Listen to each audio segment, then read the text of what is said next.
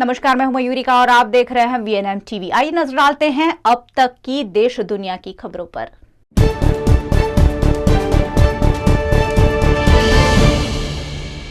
अगर मैं काबुल में रहता तो कत्लेआम मच जाता, कहा अशरफ गनी ने। तालिबान के कब्जे के बाद अफगानिस्तान छोड़कर गए राष्ट्रपति अशरफ गनी पहली बार मीडिया के सामने आए और उन्होंने यूएई से अफगानिस्तान की जनता को संबोधित किया। इसमें अशरफ गनी ने कहा कि अगर वे तालिबान के कब्जे के बाद काबुल में रहते तो कत्लेआम होता। आगे उन्होंने बताया कि उनके पैसे लेकर अफगानिस्तान छोड़ने की बात पूरी तरह से अफवाह है।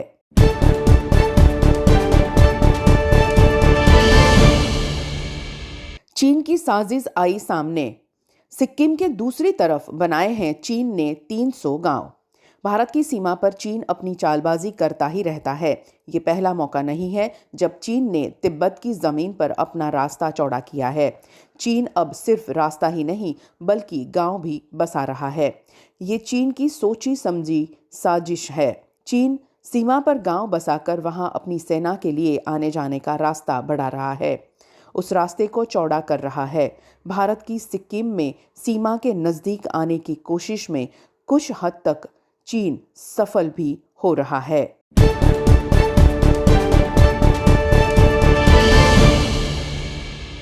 भारत को मिला 400 मीटर मिक्स्ड रिले टीम में कांस्य। भारत की 400 मीटर मिक्स्ड रिले टीम ने कांस्य पदक जीत लिया है।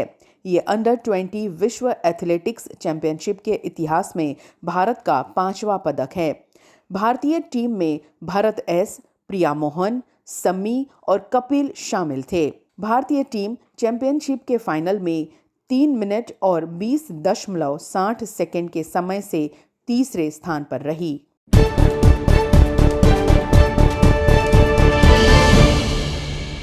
अशरफ गनी पर लगाया 12.67 अरब की चोरी का आरोप। तजाकिस्तान में अफगानिस्तान के राजदूत मोहम्मद जहीर अदबार ने राष्ट्रपति अशरफ गनी पर सरकारी कोष से 16.9 करोड़ डॉलर यानी 12.67 अरब की चोरी करने का आरोप लगाया है। साथ ही अंतर्राष्ट्रीय पुलिस ने उन्हें गिरफ्तार करने की मांग की है। तालिबान के काबुल के पास पहुंचते ही गनी रविवार को अफगानिस्तान छोड़कर चले गए थे और बुधवार तक उनके ठिकानों की कोई जानकारी नहीं थी। बाद में संयुक्त अरब अमीरात ने कहा कि उसने मानवीय आधार पर गनी और उनके परिवार को अपने यहां अनुमति दी है।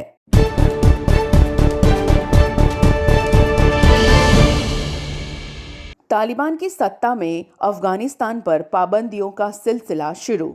अफगानिस्तान में तालिबान के सत्ता में आते ही उस पर पाबंदियां लगानी शुरू हो गई है।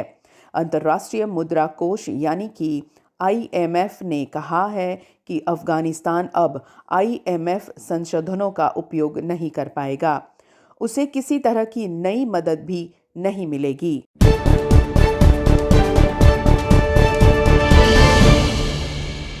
पंजशीर में तालिबान विरोधी फौजों का जमावड़ा।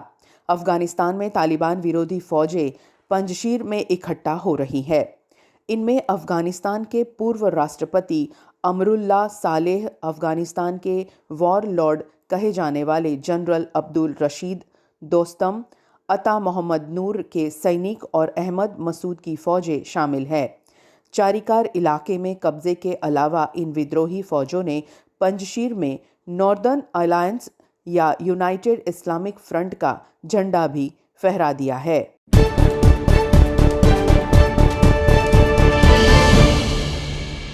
रक्षाबंधन पर योगी सरकार का महिलाओं को तोहफा। उत्तर प्रदेश में रक्षाबंधन पर्व पर योगी सरकार ने परिवहन निगम की बसों में बहनों को मुफ्त यात्रा सुविधा का उपहार दिया है। मुख्यमंत्री योगी आदित्यनाथ के निर्देश पर परिवहन विभाग ने इस संबंध में बुधवार को आदेश जारी कर दिए हैं, जिसमें कहा गया है कि इस अवसर पर महिला यात्री 21 अगस्त की रात 12 बजे से 22 अगस्त की रात 12 बजे रोडवेज की बस में फ्री सफर कर सकेगी। हम आपको बता दें कि पिछले वर्ष भी ऐसी ही सुविधा का लाभ करीब 3.5 बहनों ने उठाया था।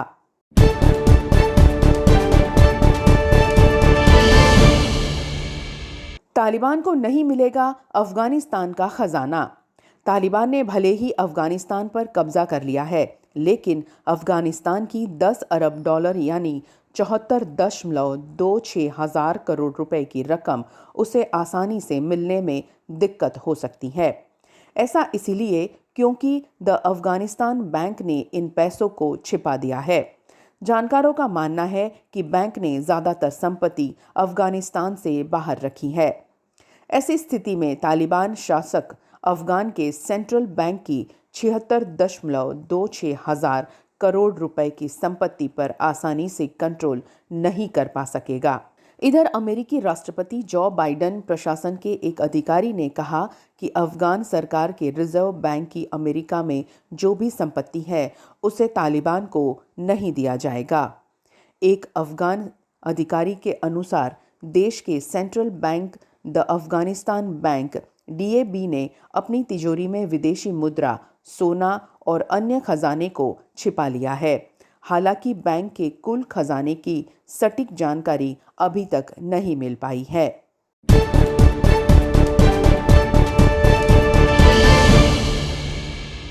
अब उत्तर प्रदेश में जय भारत संपर्क अभियान चलाएगी कांग्रेस।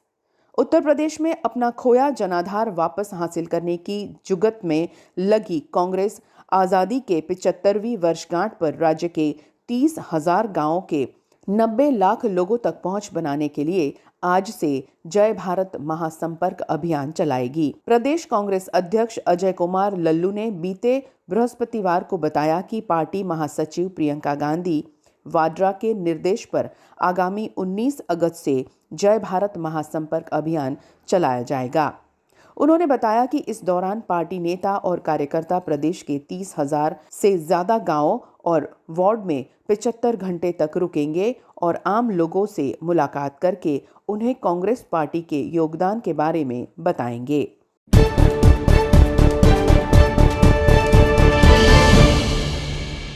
सोमनाथ मंदिर में 1 किलोमीटर लंबा वॉकवे तैयार। गुजरात के सोमनाथ में भारत सरकार की प्रसादम योजना, गुजरात टूरिज्म सोमनाथ ट्रस्ट और दाताओं के सहयोग से बनाए गए 4 प्रोजेक्ट का देश के प्रधानमंत्री नरेंद्र मोदी कल शुक्रवार को भूमि पूजन और लोकार्पण करेंगे, जिसमें सबसे बड़ा प्रोजेक्ट सागर दर्शन नामक 1 किलोमीटर लंबा वॉकवे सोमनाथ महादेव मंदिर के किनारे 45 करोड़ की लागत से बनाया गया है। इसके अलावा सोमनाथ मंदिर परिसर में 22 करोड़ के खर्च से बनने वाले पार्वती मंदिर का भी भूमि पूजन किया जाएगा। इस मौके पर विभिन्न सांस्कृतिक कार्यक्रमों के आयोजन भी प्रस्तावित है।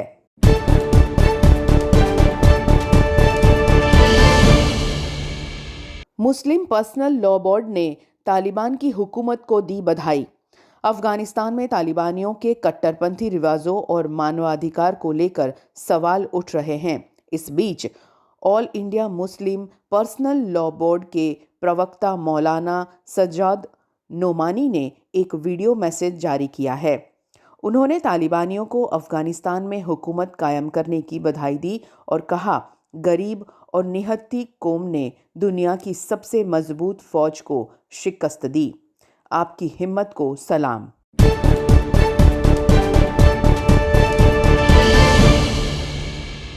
तालिबानियों ने महिलाओं पर बनाया अपना खौफ।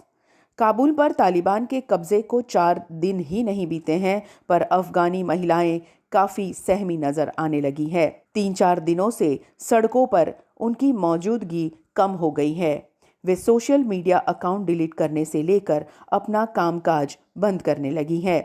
महिला पत्रकारों ने कंप्यूटरों से फाइलें साफ कर दी हैं, तो ब्यूटिशियनों ने सैलून के बाहर पोस्टर हटा दिए हैं और महिला डॉक्टर पुरुषों को देखने से कतराने लगी है। यहां तक कि कुछ महिलाओं ने तो आतंकियों की नजरों से बचने के लिए घर से बाहर बुर्का पहनना शुरू कर दिया है।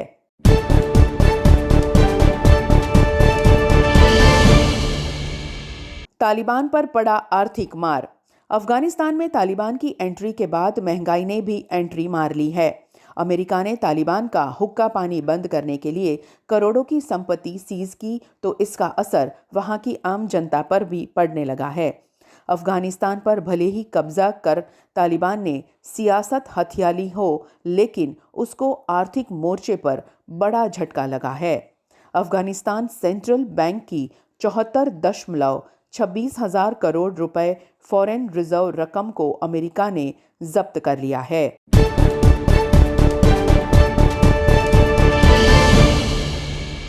केएल राहुल की रैंकिंग में हुआ सुधार। भारत के बल्लेबाज केएल राहुल आईसीसी की बल्लेबाजी की नवीनतम रैंकिंग 19 स्थान के फायदे से 37वें स्थान पर पहुंच गए हैं।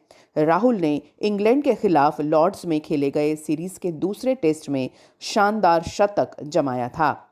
कप्तान विराट कोहली 5वें स्थान के साथ शीर्ष भारतीय बल्लेबाज बने हुए हैं।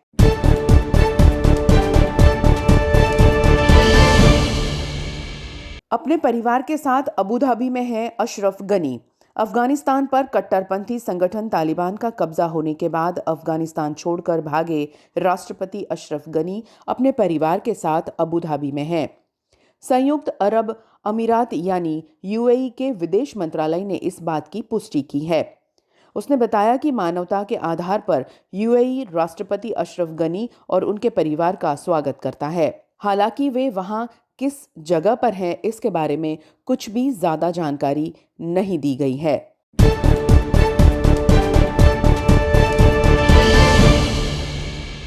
पाकिस्तान में टिकटॉक कर रही महिला से हुई बदसलूकी। पाकिस्तान के स्वतंत्रता दिवस पर लाहौर के मीनारे पाकिस्तान पार्क में एक महिला टिकटॉक कर वीडियो शूट कर रही थी, तब उसके साथ बदसलूकी हुई। इस मामले में पुलिस ने 400 अज्ञात लोगों के खिलाफ केस दर्ज कर लिया है। ये महिला अपने 3 सहयोगियों के साथ स्वतंत्रता दिवस पर एक टिकटॉक वीडियो शूट कर रही थी। इस दौरान वहां मौजूद भीड़ ने उसके साथ बदसलूकी की, उसके कपड़े फाड़ दिए और गहने और फोन लूट लिया।